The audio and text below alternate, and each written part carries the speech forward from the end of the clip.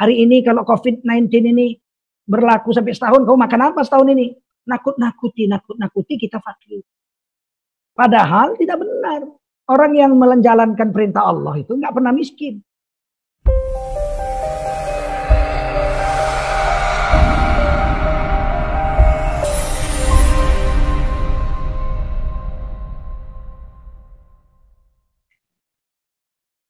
Wa takdzibun bil haqqi, bisikan setan itu mendustakan kebenaran. Nggak betul itu. Begitu. Kalau ada dengar ceramah, nggak betul itu. Disuruh kita misalnya kumpul duit untuk umroh. Lebih bagus duitnya untuk beli mobil baru, Android baru. Kita harus melihat dunia. Jangan sampai HP kita jadul. Kita nggak melihat dunia. Pokoknya bisikan-bisikannya itu mendustakan kebenaran.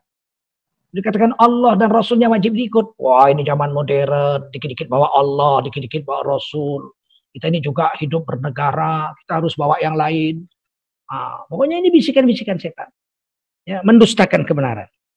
Wa amma, adapun lamatul malak, adapun bisikan malaikat, fa'i'adun bil khairi wa tasdiqun bil haqqi.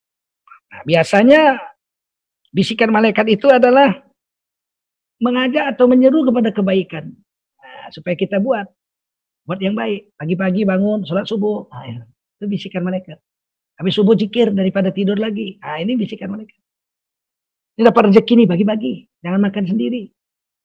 Supaya kamu dapat pahala makan berjemaah dan kamu dapat pahala orang yang kamu sedekah itu seharian. Pokoknya yang baik-baiklah. Daripada kamu pergi mancing, ngabuburit, nunggu Ramadan, buka, lebih bagus kamu berzikir atau baca Quran atau dengar ngaji. Ini. Kalau bisikan malaikat yang begini-begini, bil khairi, mengajak kepada kebaikan. Wa tasdiqun bil haqqi, dan membenarkan yang hak. Al haqqu min rabbik, yang benar itu dari Allah. Wala takunanna minal mumtarin, kamu jangan termasuk orang yang ngeles, menghindar diri atau berpaling dari kebenaran yang datang. Ini perang. Makanya kalau kita mau merasakan bisikan syaitan itu atau bisikan malaikat, kita berbuat jahat.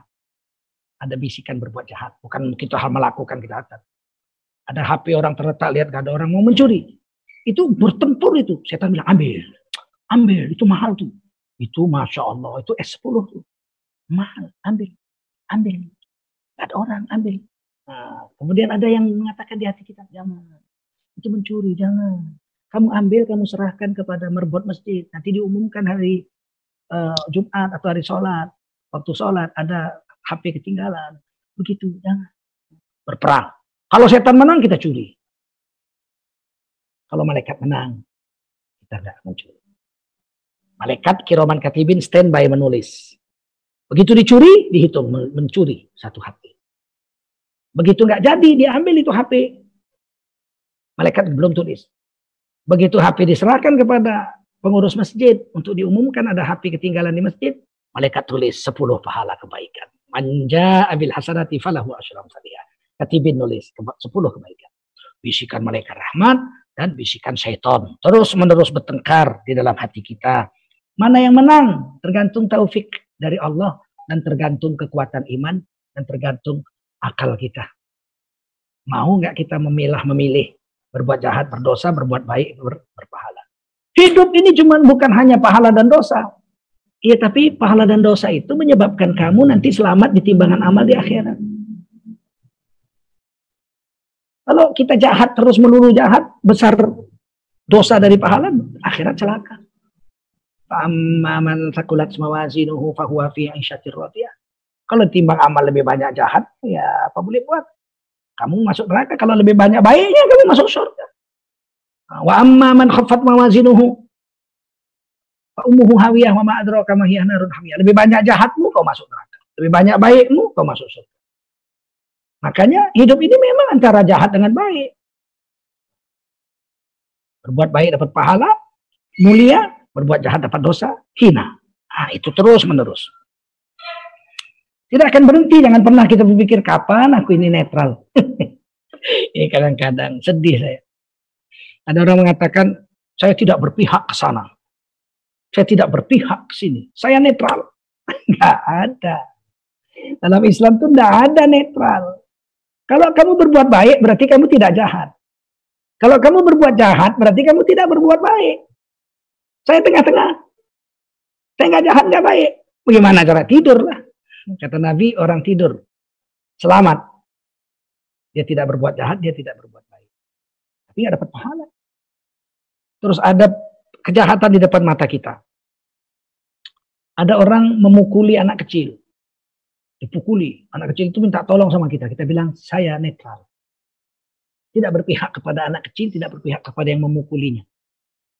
Kita berdosa karena membiarkan kezaliman.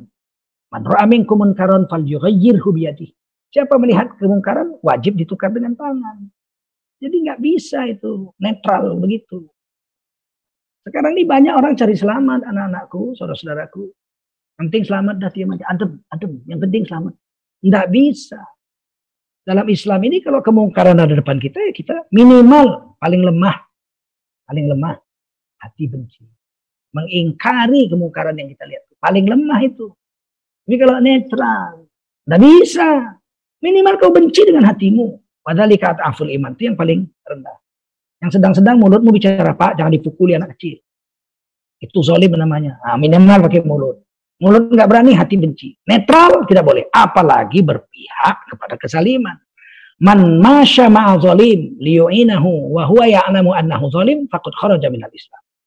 Dalam satu hadis Rasulullah bersabda, siapa yang bersama dengan orang zalim, dia tahu orang itu zalim, malah dia tolong orang itu dalam kezalimannya.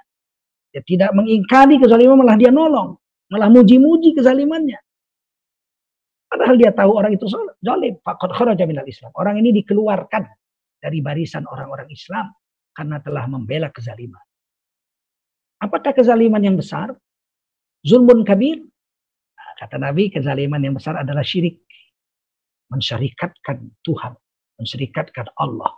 Hari ini menyembah Allah, besok menyembah yang lain. Kalau ada orang yang menyembah Allah, menyembah yang lain. Atau pergi ke laut, nyembah-nyembah, Nyai Roro Kidul. Terus kita membantunya, kita keluar dari Islam. Karena itu syirik. Zalim yang besar. Kalau kita memujinya, Masya Allah, inilah budaya yang harus dikembangkan. Karena ini adalah ciri-ciri negara NKRI, negeri Nusantara. Kita puji-puji, kita zalim juga. Bisa-bisa kita dihitung keluar juga dari barisan kaum muslimin. Yang paling nggak benci hati, kita nggak mau ikut campur, diam. Kalau dia bilang saya Islam, tapi Islam saya Islam beda dengan kamu. Saya Islam yang nyembah Allah, nyembah yang lain juga. Kita katakan lakum dinukum waliyadin. Bikin agamamu, aku bikin agama.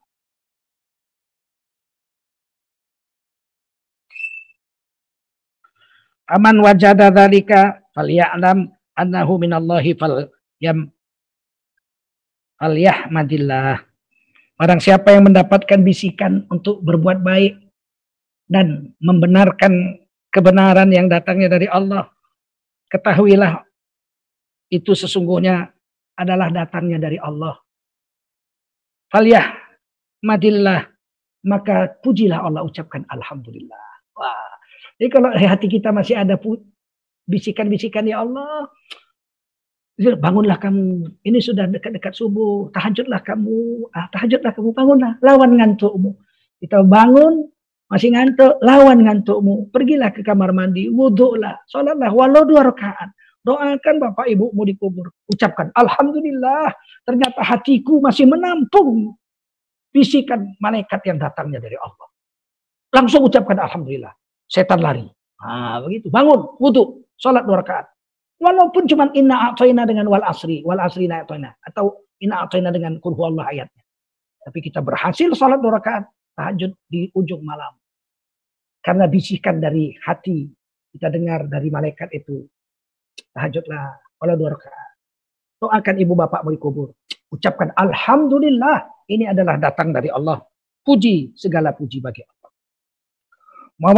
Waman wajadal ukhra, barang siapa yang mendapat bisikan kejahatan, ayo mainkan, nyolong, nyuri, nipu, zina, mabuk, macam-macam, buat dosa. Jangan puasa, jangan sholat. Lebih baik mancing, lebih baik nyolong, lebih baik berdusta. Dan dia tahu itu, maka ucapkan fal yata'awwadzu billah. Fal yata'awwadzu billahi minasyaitonir rajim. Itu tahu itu adalah bisikan dari setan, maka hendaklah dia membaca A'udzubillahi minasyaitonir rajim. Ucapkanlah, ya Allah, aku berlindung kepadamu. Maka minta perlindungan dari Allah. Allah bisa melihat setan, kita nggak bisa lihat setan. Setan bisa lihat kita nggak bisa lihat setan. Allah bisa lihat setan. Maka mintalah perlindungan kepada Allah Subhanahu wa taala. Di sini perintahnya fal yata'awwadzu billah. Minta perlindunganlah kamu kepada Allah minasyaitonir rajim, daripada setan yang terlaknat, yang terkutuk, yang kena rajam. Tsumma qara'a. Kemudian bacalah ayat Quran. Asyaitanu ya'idukumul faqra wa ya'murukum bil fahsya. Al-Baqarah 268. Syaitan itu menyerukan kepadamu, menakuti kamu dengan perbuatan, dengan kemiskinan fakir. Fakir lebih parah daripada miskin, ya. Fakir adalah lebih parah dari miskin. Ini Allah mengatakan ya'idukum, yaitu menakut-nakuti. Setan itu menakut-nakuti kamu dengan kefakiran. Kamu jangan sedekah, nanti bangkrut. Kamu jangan berbuat ini, nanti kamu rugi. Kamu jangan berbuat itu, nanti kamu miskin. Begitu. Jadi mereka itu selalu begitu, setan-setan itu. Nanti kamu bangkrut, nanti kamu miskin, nanti kamu susah. Kalau kamu sedekah hari ini, kalau COVID-19 ini berlaku sampai setahun, kamu makan apa setahun ini? Nakut-nakuti kita fakir. Padahal tidak benar. Orang yang menjalankan perintah Allah itu nggak pernah miskin.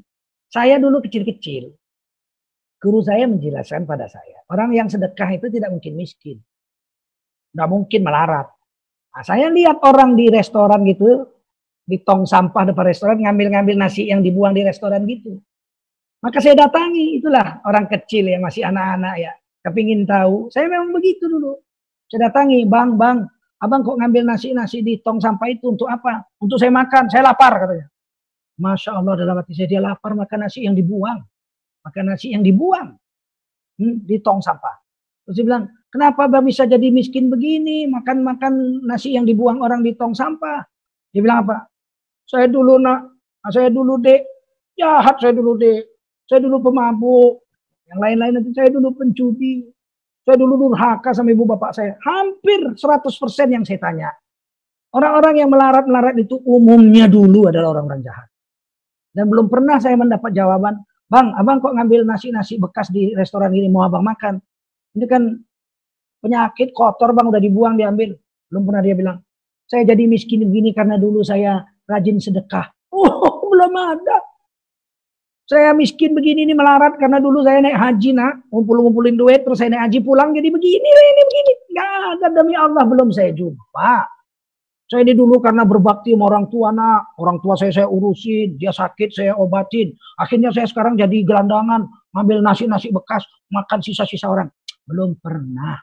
Umumnya yang melarat itu adalah orang-orang yang durhaka kepada Allah Subhanahu wa taala. Minimal nggak sholat. Itu yang pengalaman saya, entah kalau saudara mau tes, boleh tes. Minimal nggak sholat. Padahal, abang kok begini ya, saya miskin.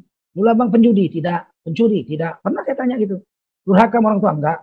Kok abang jadi miskin begini? Ya nggak tahu, ini nasib saya. Sudah takdir katanya. Saya tanya, abang sholat nggak? Enggak. Nah itulah salahnya. Dia nggak sholat. Dia pikir kalau sholat hilang waktunya, berkurang kesempatan dia untuk cari nafkah, cari makan. Itulah sholat. Padahal meninggalkan sholat dosa paling besar. Setelah syirik musyrik kepada Allah, menduakan Allah, mensyarikatkan Allah, meninggalkan sholat adalah dosa paling besar.